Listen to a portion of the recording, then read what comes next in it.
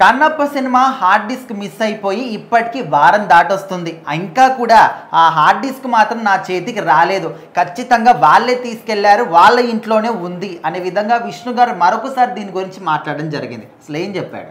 So ఖచ్చితంగా Kannappa hard disk ఏదైతే miss అయిందో అది ఇంకా విష్ణు గారి చేతికి రాలేదంటూ మళ్ళీ రీసెంట్గా ఆయన చెప్పడం జరిగింది. సో వాళ్ళ ఇంట్లో ఏదున్నా ఏ పార్సల్ వచ్చినా కూడా మోహన్ బాబు గారి అడ్రస్ మీదకి వస్తుందంట. సో అక్కడ నుంచి అక్కడ పనిచేసే వ్యక్తి ఎవరైతే ఉంటారో అది విష్ణు గారి పేరుంటే విష్ణు గారికి, మనోజ్ గారి పేరుంటే మనోజ్ గారికి, మోహన్ బాబు గారి పేరుంటే ఆయనకి, లక్ష్మి గారి పేరుంటే ఆయనకి. సో వాళ్ళ అన్ని అడ్రస్లు పర్మనెంట్ అడ్రస్ మోహన్ బాబు గారి పేరు మీద ఉన్నాయి. సో అలా వచ్చిన హార్డ్ డిస్క్ అయితే అది హార్డ్ డిస్క్ ఎందుకు పంపించారు అంటే ఆయనకు ఫస్ట్ ఒక లింక్ పంపించారంట, ఒక చేసిన కాపీని. అది క్లారిటీ అనేది ఈయనకు అంత సాటిస్ఫైయింగ్గా లేకపోవడంతో ఒరిజినల్ క్వాలిటీలోనే హార్డ్ డిస్క్లో పంపించమని చెప్పారంట.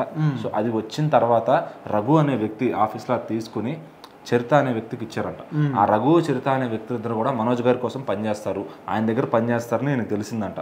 సో వాళ్ళు ఎక్కడ ఉన్నారు, అసలు సిటీలో ఉన్నారా లేదా, వాళ్ళ జాడ ఇంకా పోలీసులు చెప్పలేదంట. సో మరి వాళ్ళ గురించి వీళ్ళ టీం కూడా వెతుకుతున్నారంట ఎక్కడ ఉంటారు ఏంటనేది.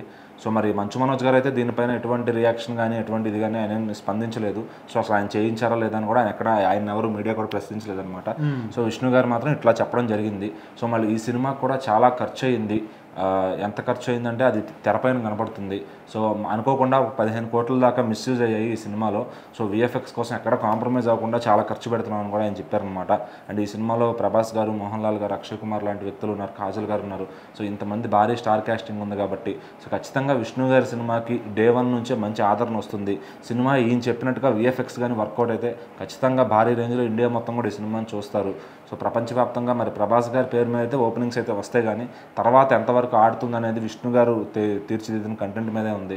సో ఈ సినిమా షూటింగ్ నేను పూర్తి చేయగలిగానంటే ఆ శివయ్య లేలే అని చెప్పి కూడా ఆయన చెప్పారనమాట. సో మరి ఖచ్చితంగా ఈ సినిమా జూన్ 27 ప్రపంచవ్యాప్తంగా రిలీజ్ అవుతుంది. సో మరి విష్ణు గారికి ఆ లోపు ఆ హార్డ్ డిస్క్ దొరుకుతుందా లేదంటే అవతల వాళ్ళ దగ్గర ఇంకో కాపీ ఉందా ఏంటనేది ఆయన క్లారిటీ ఇవ్వాల్సింది. మరి ఈ రోజు నుంచి మాత్రం ఆయన అయితే ప్రమోషన్స్కి దిగుతున్నారు. సో అన్ని రాష్ట్రాలకు వెళ్ళి అక్కడ ఎవరెవరైతే యాక్ట్ చేశారో వాళ్ళందరినీ తీసుకుని రావడానికి ప్రయత్నం చేస్తున్నారు. సో మరి భీమవరంలో భారీగా ప్రీ రిలీజ్ ఈవెంట్ అయితే ప్లాన్ చేస్తున్నారనమాట. సో మరి దానికి ప్రభాస్ గారు హాజరవుతారని తెలుస్తుంది. మరి చూడాలి కన్నప్పకి ఎలాంటి ఓపెనింగ్స్ ఇస్తారు మన వాళ్ళని.